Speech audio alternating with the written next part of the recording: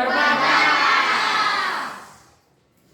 Tujuan pembelajaran hari ini, peserta didik mampu mengidentifikasi keterbatasan dirinya dan memahami cara menyikapi serta mengatasinya secara bertanggung jawab, sebagaimana diteladankan oleh orang lain dengan dilandasi pesan kitab suci, sehingga memiliki sikap percaya diri dan menghargai kelemahan sesama. Anak-anak sekalian, tidak ada manusia yang sempurna. Di dunia ini, kita manusia selalu memiliki keterbatasan. Apa yang dipandang seseorang sebagai keterbatasan belum tentu menjadi keterbatasan bagi orang lain. Anak-anak sekalian, sekarang kita akan berdiskusi kelompok. Ibu akan membagikan kamu dalam empat kelompok. 4 kelompok. Silakan duduk berdasarkan kelompok yang sudah ibu bagikan. Dalam bentuk kelompok, anak-anak sekalian silakan mencatat soal yang akan ibu berikan pada kamu. Ibu akan memberikan kamu lembar kerja supaya bisa menuliskan contoh keterbatasan yang ada dalam diri. Setelah itu silakan men-sharingkan dengan teman dalam kelompok. Silakan berdiskusi dalam kelompok.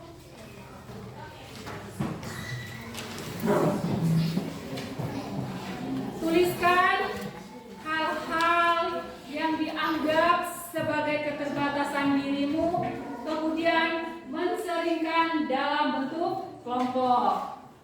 Pertanyaan yang kedua, anak-anak sekalian silakan membuat daftar kelemahan dalam diri kalian. Setelah itu men-sharingkan kepada teman-teman dalam kelompok. Silakan berdiskusi. Ada kelompok yang sudah selesai? Ya. Silakan kelompok yang sudah selesai, ibu persilakan.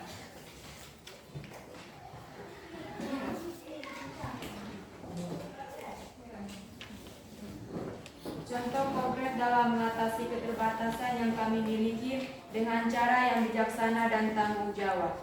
Berpikir maju, menjadi lebih baik dan melakukan kegiatan positif. Mengikuti kegiatan suatu kelompok organisasi yang bisa membuat kita lebih maju. Jangan takut untuk meminta bantuan, teruslah belajar dan berkembang. Masih ada teman yang lain? Silakan. Moi.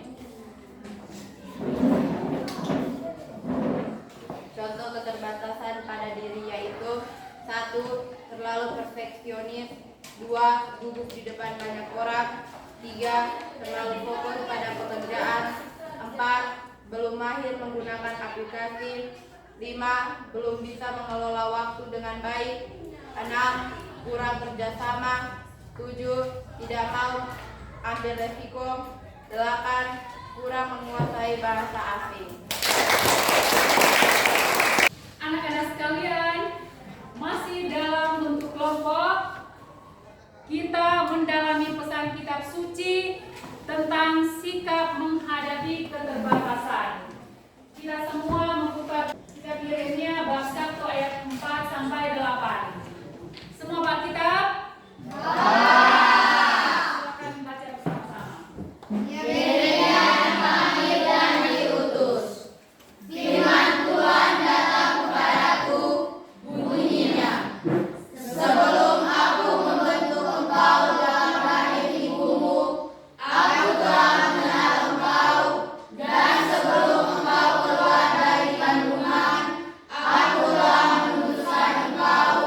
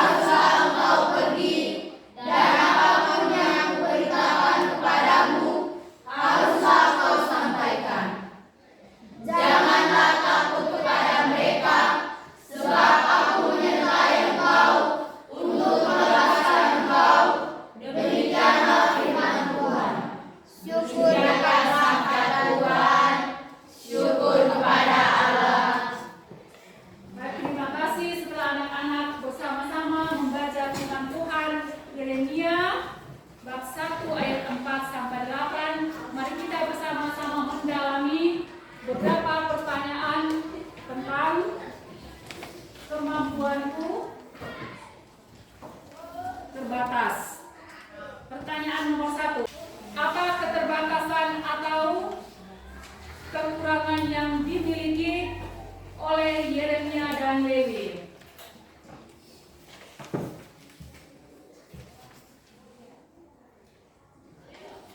Pertanyaan kedua. Bagaimana sikap Allah terhadap Yeremia? Pertanyaan ketiga. Apa pesan yang dapat kalian petik dari sikap Yeremia? Silakan berdiskusi. Setelah berdiskusi, silakan mempresentasikan hasil diskusi. Ibu kasih kesempatan, silakan berdiskusi. Ada kelompok yang sudah selesai? Sudah. Silakan, Ibu persilakan. Sikap Allah terhadap Yeremia yaitu Yeremia tidak pandai bicara. Tuhan tetap memanggil Yeremia sebagai nabi dan memotivasi Yeremia supaya tidak takut.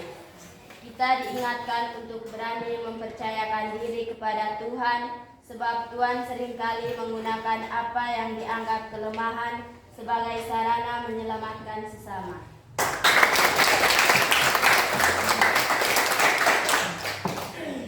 Silakan. Yang dapat kami petik dari sikap Yeremia terkait dengan urana mengembangkan kemampuan dan mengatasi keterbatasan, yaitu Benatin terus-menerus belajar tampil di depan umum, bergaul dengan orang yang memiliki kemampuan. Bagus sekali, luar biasa.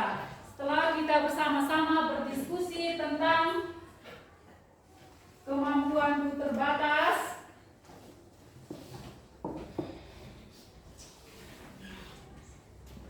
maka sekarang kita bersama-sama membuat kesimpulan. Jadi, tidak ada manusia yang sempurna. Anak-anak sekalian, tidak ada manusia yang sempurna. Setiap manusia memiliki keterbatasan dan kelemahan. Keterbatasan yang diberikan Tuhan kepada kita bukan berarti Tuhan tidak sayang kita, tetapi Tuhan memberikan keterbatasan kepada kita supaya kita masing-masing saling mengisi dan melengkapi satu sama lain.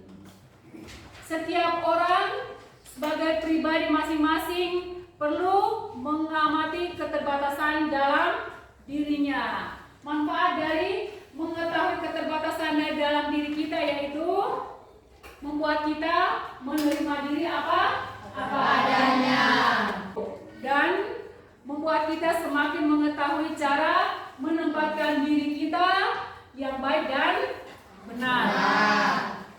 Dalam kitab suci tadi kita bisa belajar dari kisah Yeremia dan Lewi. Kisah tokoh-tokoh tersebut memberikan pesan kepada kita bahwa kita harus tahu mengakui kelemahan kita dan kekurangan kita di hadapan Allah dan sesama. Kita diajar untuk tidak sombong. Kita dipanggil untuk berani mengandalkan Tuhan dalam melakukan tugas apapun, serta dalam usaha mengembangkan diri demi meraih masa depan. Kita perlu belajar percaya bahwa tidak ada yang mustahil bagi Tuhan. Bagi manusia tidak mungkin, tetapi bagi Tuhan itu mungkin. Dengan demikian, kegiatan kita pada hari ini sampai di sini. Sebelumnya, Ibu mengajak kita semua untuk merefleksikan kegiatan pembelajaran kita pada hari ini dengan bersama-sama kita menutup mata. Kita merefleksikan kegiatan pembelajaran kita hari ini dari awal, pertengahan hingga akhir, sehingga kedepannya kita lebih baik.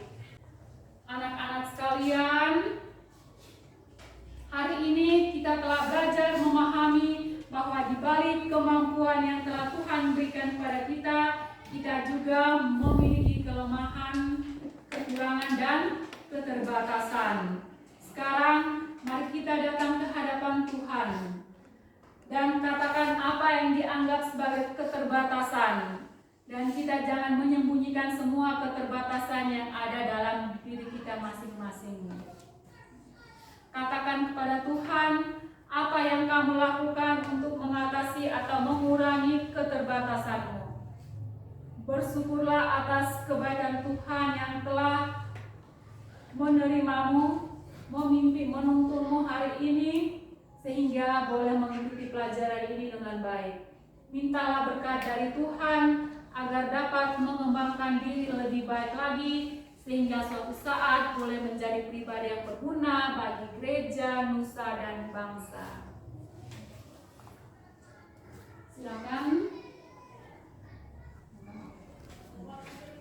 Setelah kita refleksi bersama, kegiatan berikut aksi.